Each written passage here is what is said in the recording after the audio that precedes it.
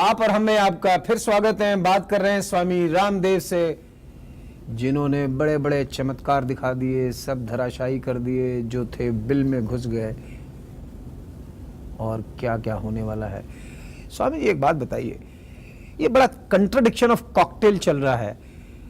स्वामी रामदेव बिकता है, राजू श्रीवास्तव बिकता है, राखी सावंत बिकती है। ये तीन चीजें इस देश में बिकती हैं और आप इसके बीच में से इन सबको स्वस्थ करने का, पूरे देश को ठीक करने का, वो हंसने हंसाने का, कुछ मनोरंजन का, ये आर जो है, ये आर फैक्टर क्या है? देखिए, मैं आर फैक्टर के बारे में तो ज्यादा नहीं जानता हूँ। आर ए फैक्टर के बारे में जानता हूँ, उसको मैंने नेगेटिव किया है। वो पॉजिटिव था, लोग दर्द से बहुत परेशान थे क्योंकि मैं राशि में विश्वास नहीं रखता, क्योंकि राशि तो राम और रावण की भीख थी। इसलिए आप जो है सबको एक तला पर तोलेंगे तो बड़ा मुश्किल हो जाएगा। कंस और कृष्ण की भी राशि एक है और जो है बहुत से हैं।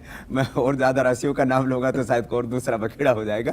लेकिन मेरा एक संकल्प है कि तो जो है मैं एक स्वस्थ तन, स्वस्थ मन, स्वस्थ चिंतन से वैयक्तिक और राष्ट्रीय चरित्र का जो कहीं पतन हो रहा था, मैं उसको प्रतिष्ठापित करने के लिए संकल्पबद्ध हूँ। और मैं समझता हूँ कि एक स्वस्थ, समृद्ध, संस्कारवान हम भारत का निर्माण कर पाएं और उसके लिए मुझे जो करना पड़े, क्योंकि जब मैं पहले देश की बात करता था तब मुझ पर विवाद उठते थे। मैंने कहा देश की बात करने में तुम क्यों मुझे कंट्रोवर्शियल बनाते हो? यदि बोलते थे बाबा आप कपालभाति अनुलोम विलोम की बात करो तो ठीक है, आप देश की बात क्यों करते हो? अरे मैंने कहा मैं कोई देशद्रोह की तो बात नहीं कर रहा हूं ना। मैं तो कहता हूं जो इस देश की बात नहीं करता, जो इस देश के लिए काम नहीं करता, जो इस देश के लिए जीता नहीं, जिसको इस देश से प्यार नहीं, उसको इस देश में रहने का अधिकार नहीं चाहिए, वो स्वामी रामदेव भी क्यों ना हो। और इसके लिए हमने एक और मुद्दा उठाया कि इस देश में जो है 110 करोड़ से ज्यादा भारतीय रहते हैं, लेकिन इसमें कुछ ऐसे भी गैर लोग रहते हैं जिनको इस देश से प्यार नहीं है, चाहे वो पाकिस्तानी नागरिक हो, चाहे बांग्लादेशी नागरिक हो। ऐसे लोगों को इस देश से तुरंत सीमा पर जो उनको भगा देना चाहिए, सीमा पर छोड़ देना चाहिए, और जो हमारे बीएसएफ उसको लगा देना चाहिए, जो इधर मुंह करे उसको गोली मारो, उनको बाहर निकालो इस देश से। अभी मुझे पता लगा है कि यूनिक आइडेंटिफिकेशन नंबर प्रणाली चालू करके थोड़ा सा एक शुरुआती काम किया, जिसके लिए मैं बार बार कह रहा था कि हर भारतीय के पास पहचान पत्र होना चाहिए। तो इस देश में अपने और गैरों की, क्योंकि आप और हम, आपका ये प्रोग्राम भी है, तो जो है इस देश के जो वासिंदे हम लोग कौन हैं, तो जिससे कि आप और हम मिल करके एक ऐसा देश बना पाएं कि इस देश के अंदर जो अविश्वास और असुरक्षा का वातावरण है हम उसको भी मिटा पाएं और एक ऐसा देश बना पाएं जहां हर आदमी निर्भय होकर के रात के 12 बजे और दोपहर के 12 बजे घूम सके और उसको लगे कि यह देश मेरा है और इसमें मुझे कोई भय नहीं। अच्छा एक बात बताइए, आप विदेश बहुत जाते हैं, विदेशों में आपकी पॉपुलैरिटी हो रही है, लेकिन जिस ढंग का पहले आप विदेशी ड्रग कंपनियों पर या विदेशी जो लोग कंपनियां इस देश के ऊपर काबिज होने की जो तैयारियां करें, उस पे आपके हमले कुछ कम हो गए। कोक पेप्सी पे आपने हमला जरा कम कर दिया है। देखो हमारे यहाँ पर मुर्दों को गाली नहीं दी जाती है, मुर्दों को हमारे यहाँ पर स्वर्गीय कहा जाता है। जब भी कोई कितने पाप कर रखे हो जी, उनको हमारे यहाँ जब मर गया तो स्वर्गीय लग जाता उसके आगे। तो अब जो है पेप्सी और कोका कोला तो ये मर गई है, तो मुर्दों को गाली देना वो जो है वो ज्यादा अच्छा श्रेष्ठ काम नहीं है। फिर भी आप देख सकते हैं कि इस देश में 70 to 80% जो है पेप्सी कोक खत्म हो चुका है, लोगों ने उस जहर को पीना बंद कर दिया। लेकिन अभी हमारी अगली तैयारी है 99% ब्यूरोक्रेट, अगर नेता अगर भ्रष्ट है तो इन कंपनियों का धंधा जो है वो बढ़ता ही जा रहा है, आप कह रहे हैं वो कम होता जा रहा है। हाँ, मैं कह रहा हूँ पेप्सी और कोक नाम के जो जहर बिक रहे थे वो तो कम हुआ, लेकिन हमारा अगला जो भारत स्वाभिमान का जो हमारा एक बहुत बड़ा पक्ष ये भी है कि जहाँ 100% मतदान हमारा लक्ष्य है, जहाँ भ्रष्ट और बेईमान लोगों को सत्ताच्युत करके जो देशभक्त लोग हैं वो इस देश का नेतृत्व करें, इस तरह की एक पूरी वैचारिक क्रांति इस देश में लाने के लिए हम प्रतिबद्ध हैं।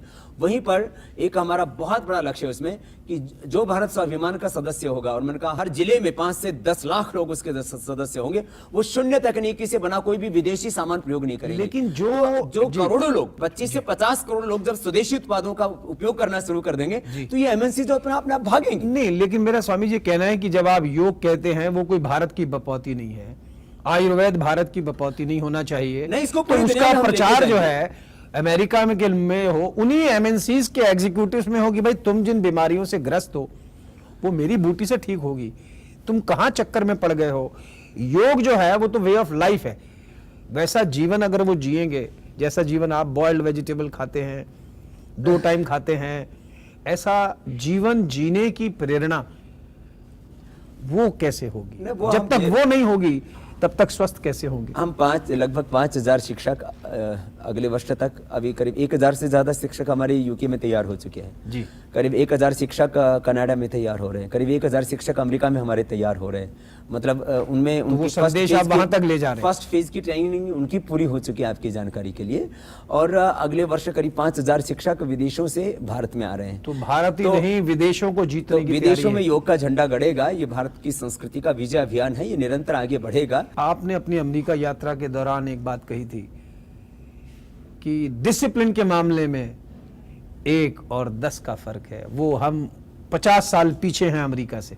वो हमारे देश में भी है, हमारे संस्थानों में भी है, हमारे वैयक्तिक जीवन में भी है। तो बहुत से अनुशासन हमें अपने वैयक्तिक जीवन में, हमें सामाजिक जीवन में, इसलिए मैंने कहा ना, वैयक्तिक और राष्ट्रीय चरित्र निर्माण का काम ये हमारे की अब अगली मंजिल है हमारी, और हम इसमें कामयाब होंगे। हम कभी भी नकारात्मक सोचने वाले इंसान नहीं। मैं एक झोपड़ी से आया और इस देश के करोड़ों लोगों का यदि मैंने प्यार पाया है, तो एक आत्म अनुशासन में रह करके और एक संघर्ष से पाया है। तो मैं समझता हूँ कि जब हम इधर संघर्ष करेंगे, तो मैंने कहा था संघर्ष का दूसरा नाम ही सफलता है। हम कामयाब होंगे। हम कभी नकारात्मक सोचते ही नहीं। हमने हमेशा निंदन्तु नीति निपुणा यदि वास्तवन्तु, चाहे दुनिया प्रशंसा करे, चाहे निंदा करे, स्तुति करे, अद्येव मरणमस्तु युगांतरे वाचे, आज मरना हो या कल, लेकिन जो मन में ठानी है वो करके हम दम लेंगे, और जो शुरू किया है अभियान उसको नहीं देंगे विराम।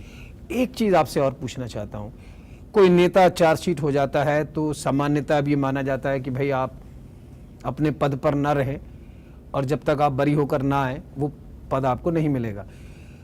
ये जो भगवा वस्त्र है, इससे लोगों को एक बड़ा ऐसा लगता है कि भाई बिल्कुल आदमी ईमानदार होना चाहिए, बहुत पवित्र जी। तो जिस स्वामी पर अगर कोई आरोप लग जाए, तो क्या आपको ऐसा नहीं लगता कि आप सब लोग मिलकर एक ऐसा फैसला करें कि भाई जब तक आप बरी होकर नहीं आ जाएं तब तक उस वस्त्र को धारण न करें?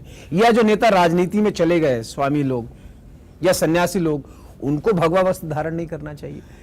कुछ आपको ऐसा नहीं लगता कुछ कोड जिसे बोलते हैं अनसेड कोड ऐसे बने जिससे कि जो आपका जो प्रचार करना चाहते हैं उसको और मजबूती मिले? देखिए, जहां तक धर्म सत्ता और राज्य सत्ता के आचरण पर प्रश्न चिन्हों की बात है, तो सृष्टि के आदिकाल से धर्म सत्ता और राज सत्ता, 2 शिखर आदर्श होते हैं हमारे समाज के, 2 बहुत बड़े आईने और मायने होते हैं।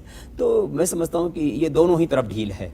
आप देख लीजिए, सत्ताओं पर जो लोग बैठे हैं, अभी MLA MP हो, मिनिस्टर हों, बहुत कम लोग होंगे जिनके दामन बेदाग हैं। तो ऐसे ही हमारे अध्यात्म में जो सत्ताओं के शीर्ष पर हैं, जिनको हम मंडलेश्वर, महामंडलेश्वर कहते हैं, अलग अलग संप्रदायों के आचार्य हैं।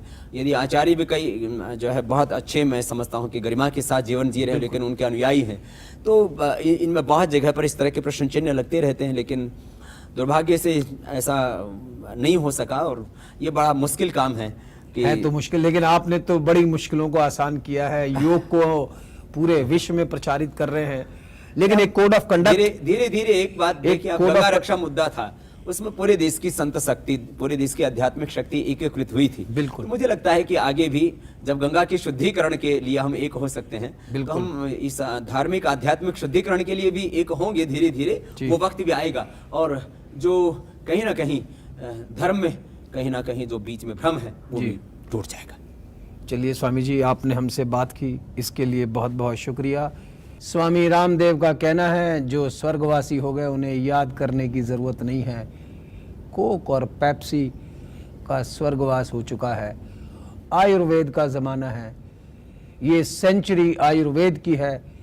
भारत में ही नहीं, अमेरिका में योग और आयुर्वेद की डुगडुगी बचेगी, मगर उसके लिए ज़रूरी है भारत के 1% लोगों को 100% बनाना होगा। उसके लिए भी एक नई बूटी बना रहे हैं। कब बनेगी बूटी और कब जागेगा प्रेम, कौन जानता है। आप और हम में आज बस इतना ही। नमस्कार।